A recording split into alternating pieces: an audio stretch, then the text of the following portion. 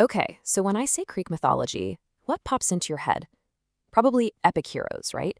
Powerful gods, massive battles, the kind of stuff you see in big Hollywood movies. It's a world that feels super familiar. But have you ever really stopped and thought about why the gods themselves are, for lack of a better word, so messy? Because when you dig into it, they're nothing like the perfect, all knowing gods you see in other cultures, like in Chinese mythology. The Greek gods, they're petty, they're vain, they're jealous. Honestly, they're a total train wreck. So the real question is, why? Why on earth did the ancient Greeks imagine their gods to be so human? To get to the bottom of this, we first have to appreciate just how badly they behaved. And there is no better place to start than with the king of the gods himself. Let's be real. When we think of Zeus, we don't really think about his great leadership. We remember him because his main hobby was pretty much cheating on his wife. Seriously, a huge chunk of Greek mythology is basically a cosmic soap opera fueled by Zeus's affairs and his wife Hera's constant quest for revenge. We all know Hera was his wife, but get this, she was actually his seventh. And who were the other six? Well, just take a look at the family tree. Two of them were his sisters, three were his cousins, and two were his aunts. Yikes. And this chart doesn't even begin to cover the countless other lovers who gave birth to some of mythology's most famous heroes. And Zeus was definitely not the exception to the rule. The entire pantheon was just riddled with very human flaws. Aphrodite, the goddess of love, was unbelievably vain. Poseidon was moody and just as horny as his brother Zeus. Hades was grim and cruel, and Ares was just a reckless, violent brute. I mean, during the Trojan War, the gods acted like petty fans in the stands, picking sides, scheming against each other. They just made everything worse. These guys were a far cry from perfect. So if the gods are this dysfunctional, who are we even supposed to be rooting for? Well, it turns out the real stars of these stories weren't the gods at all. Nope, they were the humans. You could argue that the single most famous figure in all of Greek mythology is Heracles. And surprise, surprise, he was the illegitimate son of Zeus from, you guessed it, another affair. His life wasn't some divine gift. It was a non-stop battle against the gods, especially the vengeful Hera, who tried to kill him from the moment he was born. And this quote just nails the central theme. The story of Heracles isn't about divine favor. It's about a man fighting against the cruelty of the gods and other people and winning his freedom through his own grit and power. He's celebrated for his strength, not his obedience. The Greek heroes weren't just strong, they were unbelievably bold. Some were so audacious, they didn't just stand up to the gods, they decided to go pick a fight with them. Let me tell you about this hero named Pirithous. So this guy, Pirithous, decides he wants to marry Persephone, the wife of Hades, the literal king of the underworld. And he doesn't just think about it. He actually convinces his buddy, the famous King Theseus, to march right down into the land of the dead with him and try to kidnap her. Can you even imagine a story like that in any other mythology? A mortal trying to steal the wife of the god of death? It's just unthinkable.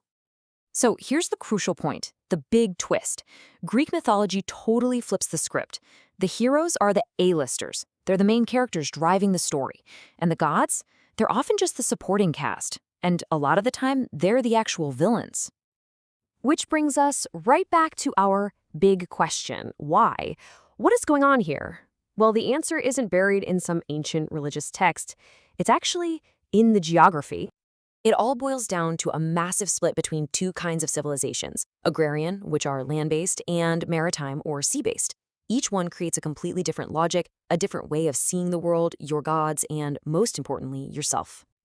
First, let's take a look at the logic of an agrarian civilization, the kind of culture that shaped places like ancient China. Think about it. If you're a farmer, your entire life depends on things you have zero control over. The rain, the sun, the seasons. You are completely at the mercy of heaven. This naturally creates a culture of deep respect and humility. You don't challenge fate, you pray to it. You're also tied to your land, living in a close-knit community where tradition, hierarchy, and ancestral rules are everything. Okay, now let's completely flip that on its head and look at the world forged by the ancient Greeks, a classic maritime civilization. The Greeks were sailors and traders. Their lives weren't about waiting patiently for rain, they were about active exploration, about commerce, about risk. On a ship in the middle of a storm, you don't just pray, you have to work together. A captain is totally useless without his crew, and that fosters a sense of equality and debate. You're always dealing with strangers in faraway ports, so your world is built on contracts and laws, not just old traditions. This worldview celebrates courage, individual skill, and human ingenuity. And this isn't just some dusty old history lesson. This fundamental logic, baked right into their myths, had consequences that literally shaped the entire course of Western civilization. You can draw a direct line from this ancient maritime mindset to the world we live in today. That Greek celebration of human value and individualism was rediscovered during the Renaissance. That, in turn, sparked the Enlightenment's focus on reason and science. It's a legacy that directly shapes our modern ideas about law, democracy, and even the scientific method itself. So here's the bottom line. A culture that tells stories about humans talking back to gods is a culture that's comfortable with questioning authority and challenging the status quo. This tolerance for big personalities and this focus on human potential created the absolute perfect environment for systematic science to be born. Now, it's really, really important to understand that this isn't about saying one worldview is better than the other. Not at all. As the source material makes perfectly clear, they're just different solutions that grew out of different environments. One system values stability and harmony, the other values innovation and individualism. Both have their own strengths and their own weaknesses. Which leaves us with one last thing to chew on. Those messy, flawed, all-too-human gods of the Greeks weren't just characters in a story. They were a mirror reflecting a worldview that celebrated human potential. And it makes you wonder, doesn't it? What are the foundational stories that we tell ourselves today? And what invisible logics are they quietly embedding in us right now?